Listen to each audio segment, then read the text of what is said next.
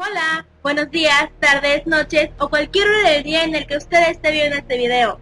En los próximos minutos vamos a hablar sobre una de las pandemias más conocidas en la historia, que mundialmente afectó a 500 millones de personas, es decir, un tercio de la población dejó de 20 a 100 millones de muertos.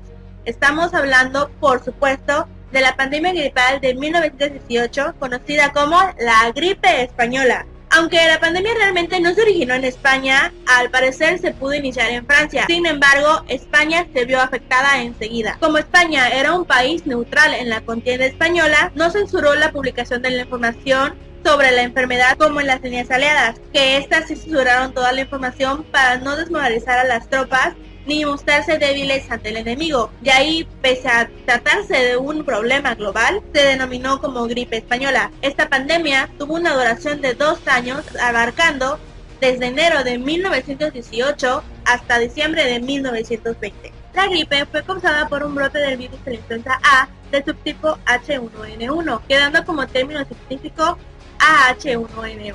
No se sabe si el virus comenzó a afectar a seres humanos al ser transmitido por cerdos y otros mamíferos, los cuales pudieron haber contraído este virus de las aves, o si la fuente directa fue de las propias aves. Pero a diferencia de las otras epidemias de gripe que afectaron principalmente a los niños ancianos, esta pandemia también afectó a los jóvenes y a los adultos de entre 20 a 40 años, al igual que algunos animales domésticos como los perros y los gatos. La gripe española se considera como una de las pandemias más devastadoras en la humanidad. La enfermedad fue reportada por primera vez el 4 de marzo de 1918 en el campamento militar de Kansas, Estados Unidos. Sin embargo, en otoño de 1917 se habían mostrado indicios infectados en al menos 14 campamentos militares. Ahora vamos a hablar un poco de cómo se desarrolló esta pandemia. En la primavera de 1918 aparecieron brotes en diversos países de Europa, Asia y Estados Unidos. Esta pandemia se suscitó en tres. La primera ola fue muy contagiosa, pero hubo muy pocos casos con consecuencias fatales. El 4 de marzo de 1918 aparecieron brotes similares a la influenza y se detectó por primera vez en Kansas, en Estados Unidos, en un campamento militar, donde más de 100 soldados de ese campamento contrajeron la enfermedad. Al cabo de una semana, la cantidad de casos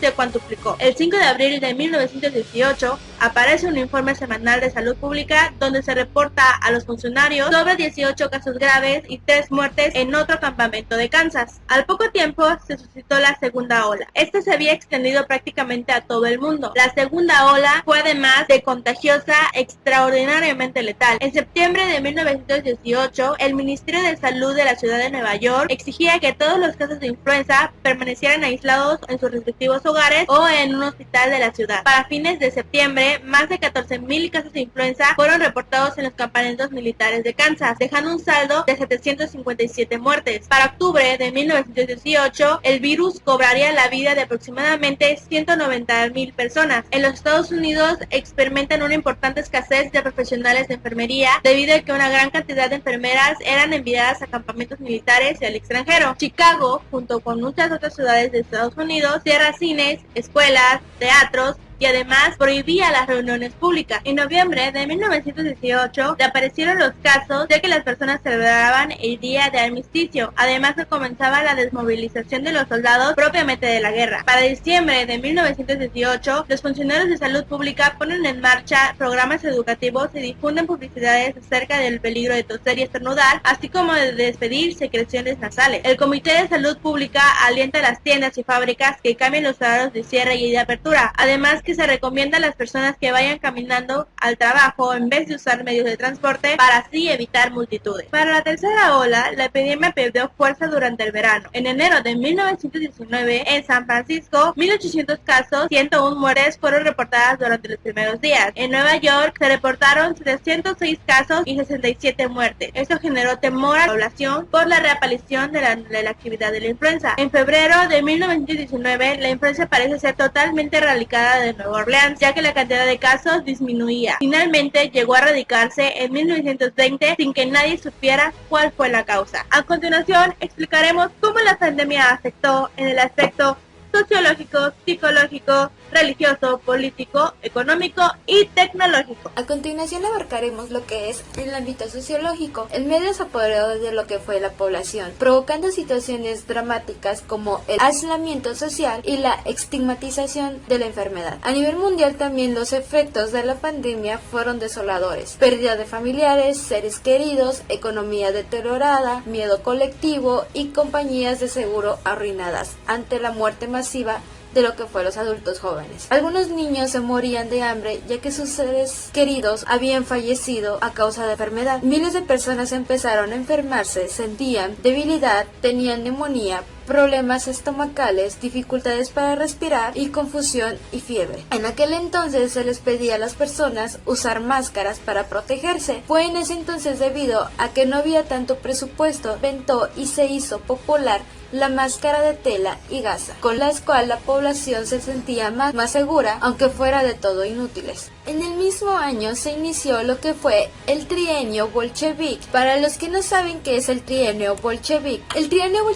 es la denominación que se da por la historiografía española en el periodo de lo que fue de 1918 a 1920, enmarcando lo que fue la crisis de la restauración acerca de lo que fue toda esta pandemia, por la cual este fue marcado por la inestabilidad social provocada por la infección, el desempleo, la escasez de alimentos, especialmente lo que fue el cereal, carbón, medicamentos, al igual que la falta de la casi inexistencia de una red del alcantarillado, agua y corrientes apropiadas. Debido a estas cosas, terminó reflejando una huelga y manifestaciones promovidas por diferentes asociaciones obreras. En este caso también los ciudadanos empezaron a levantar y a ver revueltos debido a este tipo de cosas. Las agotadoras jornadas de trabajo, sumadas al debilitamiento por una mala alimentación y una higiene más precaria, que dejaban a las personas con unas defensas orgánicas muy bajas, ayudaron a que la enfermedad y otros patógenos asociados a ella aumentaran en la tendencia de mortalidad. Debido a este tipo de problemas, habían más muertes. En un principio, a pesar de que el número de personas contagiadas era muy elevado, la tasa de mortalidad no era particularmente alta. Esto hizo que algunos no tomaran la situación con suficiente seriedad, por la cual uno de los mitos que había en este entonces, se pensaba que incluso el rey se enfermó, así que los medios de comunicación que no estaban censurados como los otros países que participaban en la guerra, cubrieron el tema ampliamente con la noticia. Sin embargo, este acontecimiento fue ocultado por la guerra. En cuestión al ámbito de la salud, los síntomas propios de esta enfermedad eran fiebre elevada, dolor de oídos, cansancio corporal, diarreas y vómitos ocasionales. Alrededor del 20% de los afectados sufrieron una gripe moderada, pero el resto presentó uno de dos cuadros. Algunos cayeron gravemente enfermos en cosa de horas, literalmente ahogados con los pulmones llenos de líquido. Otros cursaron con un cuadro típico de gripe, pero a los 4 o 5 días desarrollaron lo que fue neumonía,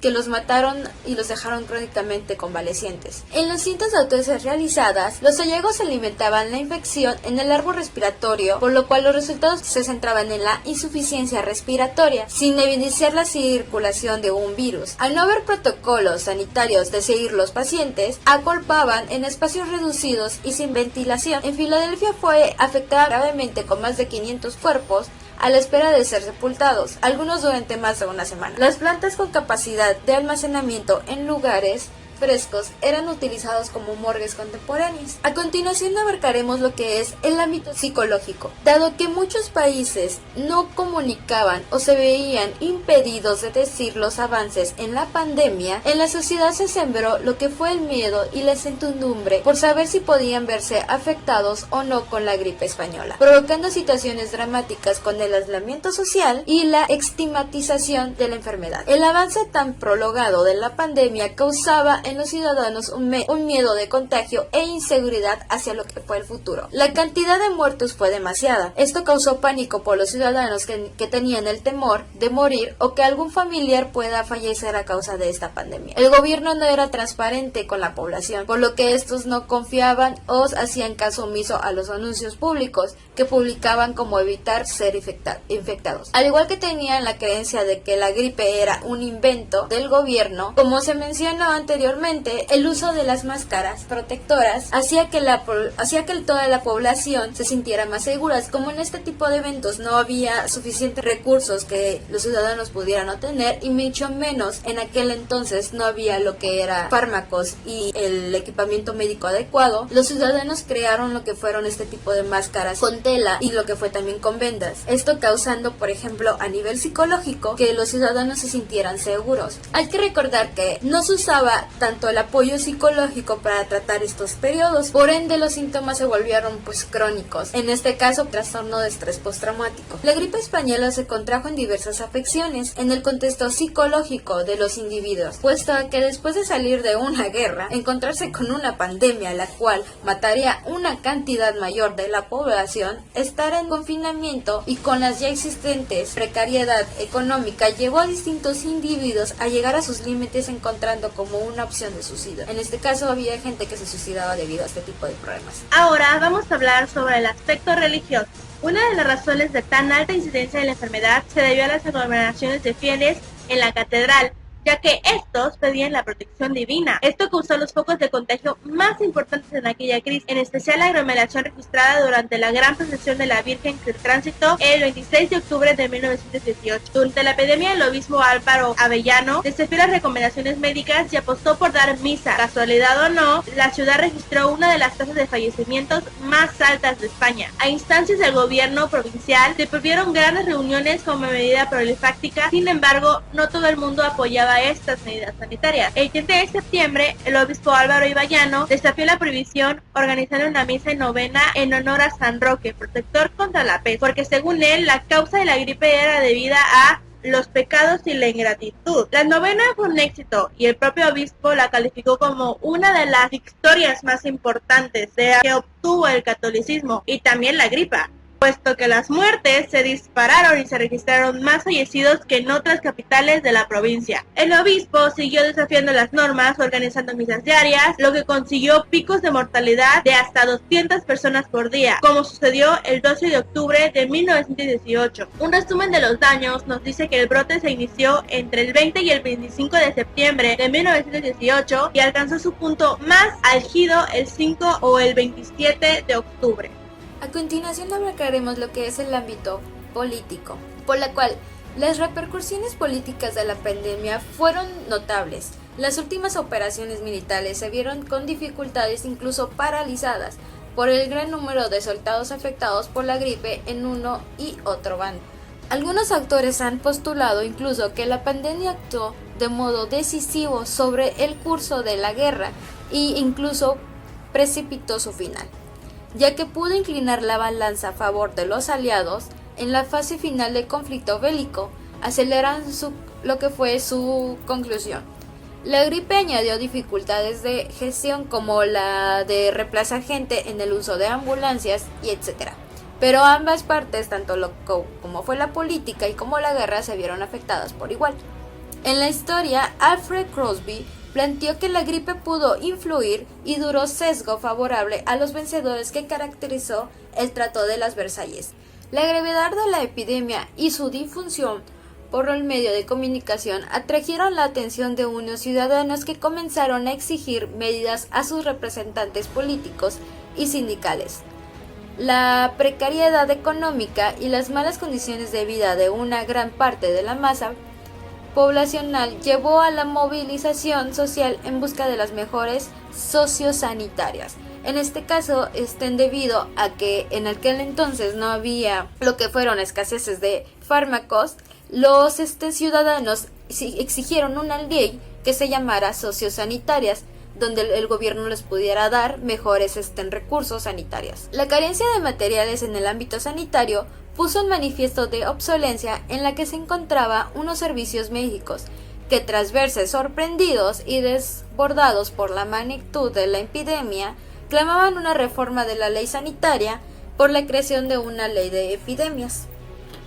En enero de 1919, la Junta de Administración del Boston City Hospital solicita al alcalde de asignación especial de 3,000 pesos para estudiar el tratamiento de la influenza. Illinios aprueba de un decreto para crear un curso del año de duración para convertirse en enfermera con licencia. como iniciativa para resolver el problema de la escasez de personal de enfermería que quedó en evidencia debido a lo que fue la pandemia. En abril de 1919, en la Conferencia de Paz de Versalles, mientras se anunciaba el fin de la Primera Guerra Mundial, con otros líderes a nivel mundial, se desmaya el presidente de los Estados Unidos, Woodrow Wilson. Algunos historiadores especularan que estaba débil a causa de la influencia que el país hizo incontrolable en aquel entonces. Ahora vamos a hablar del aspecto económico. En realidad no se sabe en qué grado la economía fue afectada por la guerra, puesto que hay falta de datos que impiden hacer un análisis global en el impacto en que esta pandemia afectó a la economía. Un dato que podemos agregar es que la gente se ausentaba de sus trabajos ante el miedo de salir de su casa, produciendo un efecto directo y desastres entre la economía. En el ámbito de la economía vamos a hablar de dos de las más importantes naciones que se vieron afectadas por la gripe española, es decir, Estados Unidos y España. Vamos a comenzar con Estados Unidos. En Estados Unidos, los indicadores disponibles apuntan a que los índices de producción industrial y la actividad comercial cayeron en octubre de 1918, que fue el momento más agudo de la epidemia. Emil Werner, profesor del Instituto de Tecnología de Massachusetts, expuso: una pandemia es económicamente tan destructiva por sí misma que las medidas restrictivas, si están bien diseñadas, ayudan a que el golpe sea menor. Economistas de la Reserva Federal de Nueva York explican que las zonas en las que tomaron más medidas recesivas en cuestión sanitaria y de restricción social con mayor premura no sufrieron una recesión económica mayor que las zonas que no tomaron las precauciones o no lo hicieron más tarde. Estados Unidos, al ser un país que tardó en tomar estas medidas, se vio afectado en varios sectores de su economía, teniendo una caída del Producto Interno Bruto Real del 8% anual. Se encontraron efectos negativos en la actividad manufacturera, el stock de bienes duraderos y los activos bancarios. La pandemia deprimió la actividad económica y a través de los efectos secundarios de la oferta y la demanda. Ahora es el turno de España. Los salarios en España se estancaron mientras que los precios se disparaban. La preferencia por los individuos jóvenes constituyó una gran parte de la población activa. Esto provocó que la actividad económica se redujera e incluso en algunas localidades quedara prácticamente paralizada. La gripe española tuvo un impacto severo en la población joven, una economía en la que el capital humano era esencial. A final de la guerra, la economía española tuvo que enfrentarse a las consecuencias del virus y a la vez la disminución drástica de sus exportaciones. Luego de 3 años de la guerra, el capitán general de Cataluña, Miguel Primo de Rivera, dio un golpe de estado. Esto estabilizó la política y mejoró la condición económica dentro de los primeros 2 años de su dictadura. El efecto económico que causó esto sobre la producción industrial fue bueno a corto plazo. Las regiones ya industrializadas, como Cataluña o el País Vasco, se vieron incrementando notablemente la prosperidad económica y un crecimiento de los puestos de trabajo.